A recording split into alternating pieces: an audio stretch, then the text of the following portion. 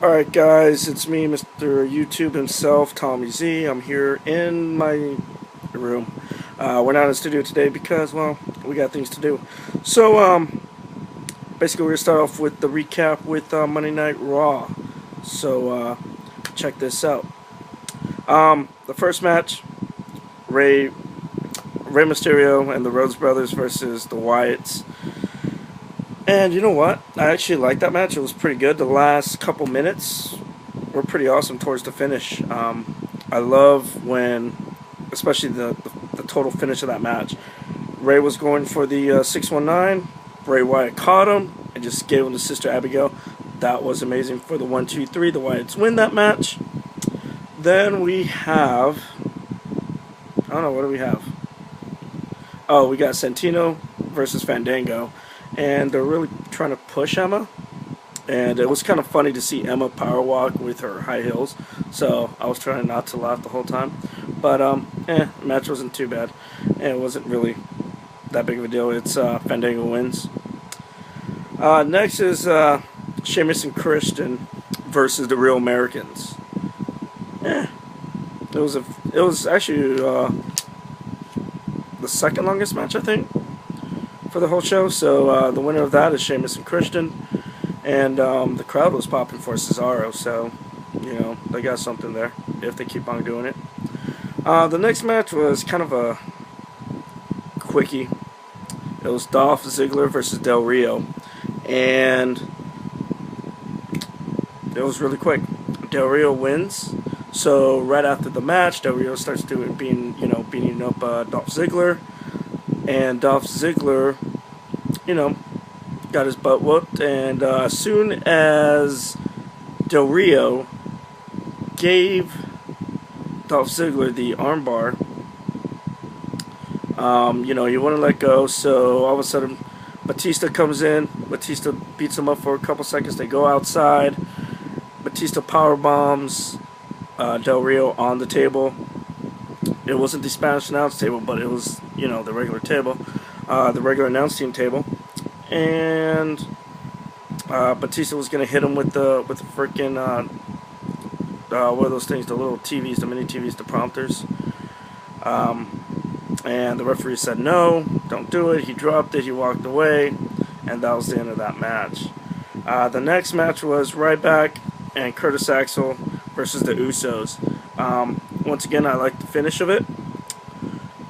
I don't know, it wasn't too bad of a match. But the Usos, I don't know, I kind of like that. Dude jumps off Jimmy, I think. Jimmy jumps over the top, blind tags Jay, or the other way around, I'm not too sure, I don't remember. But Jay gets on the rope, jumps on the top, does a little finger point, and lands with an elbow. I like that finish. And the Usos win. Next we have Mark Henry versus Dean Ambrose. And this is for the U.S. title.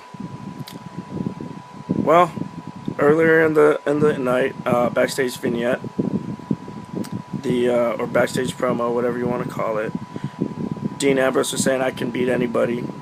Pretty much, the rest of the Shield were saying, "Well, how come you haven't defended your title?" And Dean Ambrose says, basically, "I'm the best U.S. champion they had." Blah blah blah.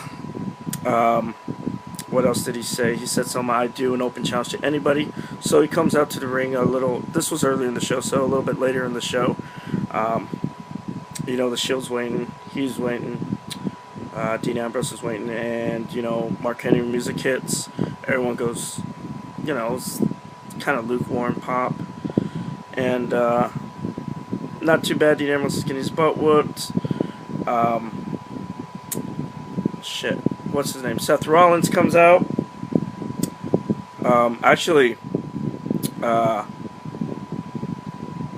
Crap, I'm sorry, guys. Mark Henry was going for the pin. And 1, 2, Seth Rollins comes out, interferes, disqualification. Now, it was for the title. Even though Mark Henry won, you can't win the belt on a disqualification. So, Dean Ambrose is still the champion, but Mark Henry wins the match. Whatever. Next we have Cena versus Orton. well, it was Cena versus Orton. How many times have you seen it? Cena wins. It wasn't for the title, but Cena wins. All I gotta say about this Raw was it was okay. I mean, they had Betty White as the guest GM, and they really didn't do anything. Only that, she put X-Lax on the New Age Outlaws tee. That's pretty much all she did. Lita was announced for the Hall of Fame, which was cool, but a lot of people are complaining. Who cares? She's in the Hall of Fame. Whether or not she deserves it or whether or not it's too soon, it's not our call. It's Vince's call. I actually wish they would have waited a little bit, but, whatever. She did kind of help bring the Divas to a little higher pedestal in the late 90s, early 2000s for a few years, so, okay. Her and Trish. Trish is in it, so everyone's like, oh, well, Trish deserves it. Well, kind of Lita deserves it too, because she was different than all the other girls. And what else? Oh, after the match with the, let me see here, Dean Ambrose, they were getting ready to go over the rail. All of a sudden, the lights turned out, the Wyatts came out. I actually like that. The Wyatts came out to one end of the ring, and or where the entrance ramp is at. So they came out, and then the opposite end, the Shield went over the rail again and stood at the end. They had to stare down for a little bit. Then the Shield got up on the apron. Then the Wyatts got up in the apron. The Shield was getting, Roman Reigns was getting ready to go, was inside the ring waiting for Bray Wyatt and all the other guys to go in.